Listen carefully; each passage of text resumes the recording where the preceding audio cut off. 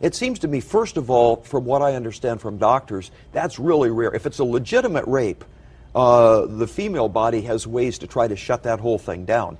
And when it comes to establishing your worldview, I was curious, what newspapers and magazines did you regularly read before you were tapped for this to stay informed and to understand the world? I've read most of them, again, with a great appreciation for the press, for the media. But like what ones specifically? I'm curious that you... all of them, any of them that have... Can demonic spirits attach themselves to inanimate objects? The answer is yes. Welcome to Twat Waffle of the Week. So it is with humongous joy that after 10 years I can open with this bit of news. Raif Badawi has been freed. According to Al Jazeera News, quote, a Saudi security official also confirmed that Badawi was no longer in prison and said that he had been released today. That was as March 11th, 2022. One point that was brought up by a friend of mine who's also been following Raif's case. We have no pictures or a definitive statement from the Saudi government. I'm going to throw caution by the wayside and be extremely excited. But it does bring up the fact that one point that we must keep in mind is that part of Raif's sentencing also included a 10-year travel ban. In other words, he cannot leave Saudi Arabia, as well as a 10-year social media ban. So while he is there, I am not expecting any pictures. So it is with great hope that my next mention of Raif will be his departure from Saudi and stepping into the embrace of his wife and 3 kids. As I noted in episode 3, from February 27, the Florida House has passed the Parental Rights in Education bill, what critics are calling the Don't Say Gay bill. It has now passed the Florida Senate and is awaiting DeSantis' signature, which is pretty much a given. What is concerning, the broad wording of the law could open the door for lawsuits about instructions provided in grade levels higher than the 3rd grade. Quote, let's be clear, should the vague language of this bill be interpreted in any way that causes harm to a single child, teacher, or family, we will lead legal action against the state of Florida to challenge this bigoted legislation. End quote. That was tweeted by the LGBT advocacy group Equity Florida. Constitutionally, teachers have little to rely on. They are controlled by the state's guidelines and mandates, etc., etc. The students, on the other hand, have the 1969 Tinker versus Des Moines Independent Community School. The Supreme Court held that schools could not shut down student speech without passing what they call the substantial disruption test. Texas and Florida now are in a race to the bottom regarding LGBT plus issues and the treatment of kids in public school. Sadly, at the time of writing, there are currently 7 other states that will join them shortly with, if I remember correctly, 9 pieces of legislation. For a good listen, I highly recommend the opening argument episode number 577. The first half of the show is focused on this issue with the LGBT plus community, especially the kids. I have read some of the craziest shit in my day, but this story has got to be a new one. And from what I have been able to find, this is real. Quote, I had thought fresh fruits were very nutritious and it would not do me any harm by injecting them into my body, Zhang told the Zhang Morning Herald. End quote. Yes, you heard that correctly. She made a concoction of fruit juice and injected it intravenously into her body. It's just so nice to realize that medical stupidity is a global problem, I think. While I'm thinking about it, I have to apologize for my pronunciations of foreign words. As you can tell, it's not very good. But with that said, Michelle Bachmann of late has been very vocal. And I am seriously wondering if she may be considering a comeback in 2024. I think it's a wee bit too late for 2022, but you never know. But after listening to this clip, I'm really contemplating what fucking reality this woman lives in. We did not have things better under Donald Trump. Granted, it could have been a lot worse, but she's either deluded by the want of power, or she's living in a complete fantasy world. Take a listen.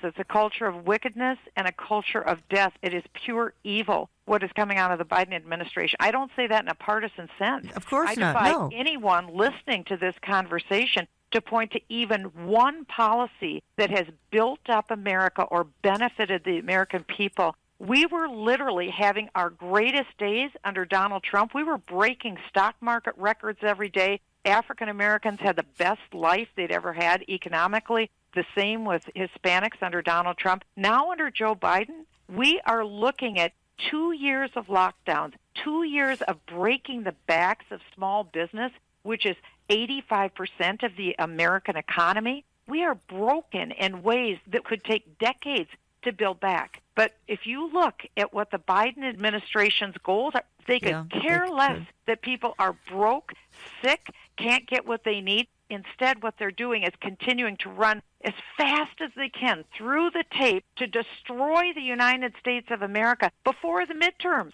because they know they have full power now through November. So they're putting every wicked policy in place that they can to take us down and to put us into a place of enslavement. That's where we are today. Quote, a lawmaker in Russia has demanded the United States return Alaska to Russia as a reparation for American-led sanctions crippling his country's economy following the invasion of Ukraine. Parliament member Oleg Matveyev made those demands, along with saying he also wanted America to return Fort Ross in California during an interview on Sunday. End quote. As crazy as that sounds, and I know it would never happen because we legally, to put it simply, bought Alaska from Russia. This is what scares me. Quote, in the surreal world of Russian state television, Russia is about to prevail in its war against Ukraine, although opinions are now changing, which is being presented as a battle against the United States and NATO. According to top Kremlin propagandists, it's only a matter of time before the West admits its defeat and pays reparations to Moscow, or risk a devastating nuclear strike. End quote. It's a scary read because based on it's solely my opinion, the craziness of Putin, I could see him just saying fuck it and throw the switch for a nuclear war. Troll or not, this biatch is agreeing with every word he says. My real position is that women are currency to be bartered and traded. You know, we see in the Bible, it's not biblically unfounded. It's a lot like I'm making stuff up and being disrespectful or anything, but it's like you could trade a nice virgin bride for a half a dozen yoke of oxen. And I think if we went back to that and got rid of all this feminism crap, forget about your master's degree, forget about your career, and just go mommy mode. That's what I believe in. Yeah. Do you think that? I think that they should also, like, you know how there used to be like dowries back in the day, like in biblical times, you'd have to I think that we should bring that back. However, okay, so I was talking with I think she was Indian woman about her arranged marriage, but here's the deal with that. Okay, so here's the deal with arranged marriages is that your parents want what's best for you. So if you let your parents choose for you, they're absolutely going to choose the best, not exactly what you want, maybe not, because of course we always choose what is the worst for us, women as a tendency. So I fully support arranged marriages.